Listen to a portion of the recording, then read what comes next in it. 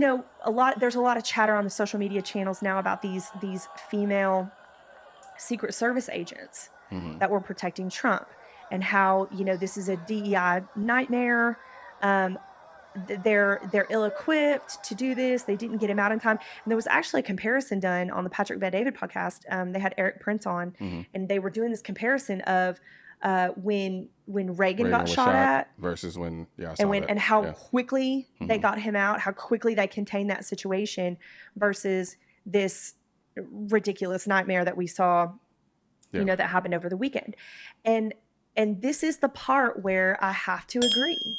And there were a lot of people especially on my social media, that were like, oh my God, I can't believe that they're saying this about these brave Secret Service women and, XYZ and all of this and all of that.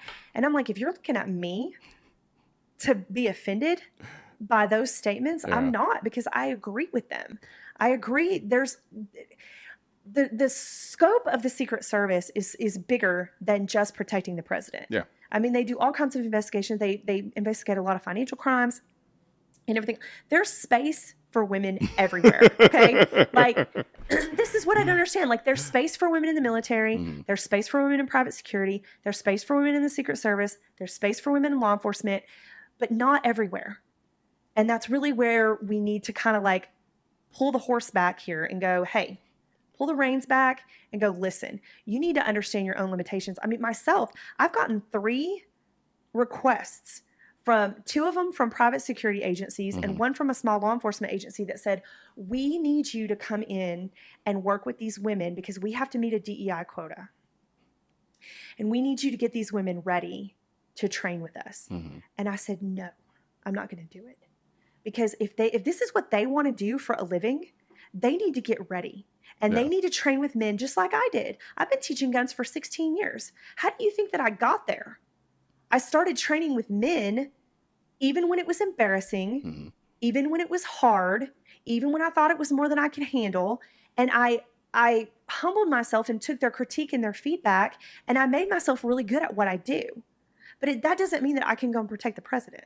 Do you see what I'm saying? Like, I know where I'm at, and I know my place. Yeah. And I'm not relegating myself to anything less than where I'm supposed to be. Yeah.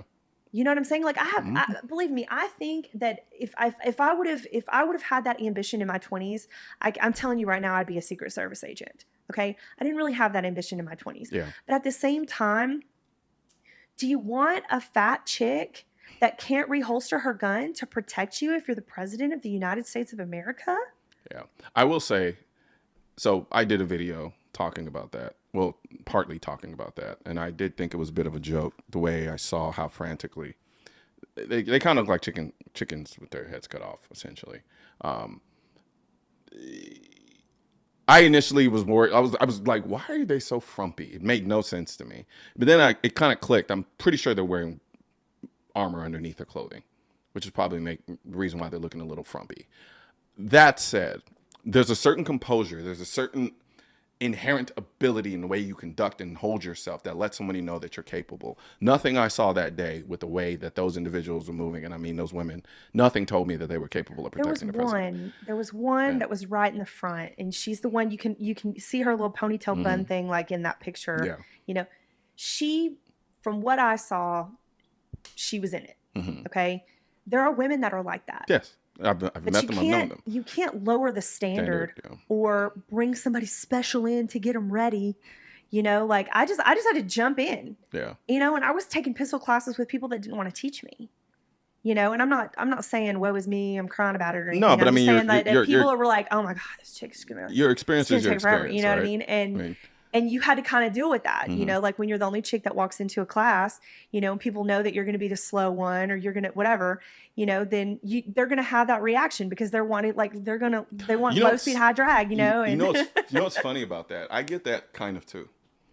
Not for the reason, not because I'm a woman. Shut up, Peter. But I have gotten that to a degree in terms of me being a social media influencer, because there are admittedly a lot of people in the gun space who are considered influencers can't shoot for shit.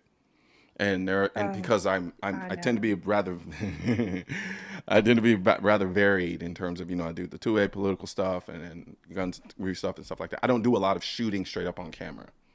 And so there are a lot of people, I'll go to courses and they assume I can't shoot. And so there'll be some little bit of teasing and stuff like that back and forth.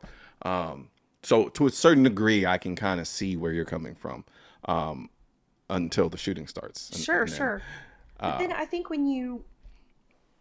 I think that when you train just like anybody else, when you expose yourself just like anybody else, I think that's how I became respected in the industry. Is, well, she's just willing to kind of do the shit, whatever it takes, and I may not ever be number one, in the class, but I'm not uncomfortable to train with men. As a matter of fact, it's the most real world experience that I've ever had. Is them showing me, unorthodox shooting positions and what are you going to do if this happens? And because reality is reality. Yeah. Right? And you honestly, from a self-defense standpoint, I've seen other classes, like I've taken a ton of these classes, and I'm almost taught in a different way. And I think it's a good thing because they're setting me up for the most success in the things that are going to be probable and plausible in my life. Right. So, I'm not just going to hit some guy in the face and he's just going to oh, it's going to hurt so bad. You're like, oh, I'm pain. Yeah. That's never going to happen, So when they teach me go for the soft parts, they're setting me up for success. They're saying, hey, gouge that eye out. Punch him in the throat, stab him in the ear, kick him in the nuts. Those are all the things that's going to set me up for success. And so I don't mind being taught that way. And I don't mind, somebody going, hey, these are your limitations. Here's how we need to teach you. And I think more women need to do that instead of going, well, I can do it.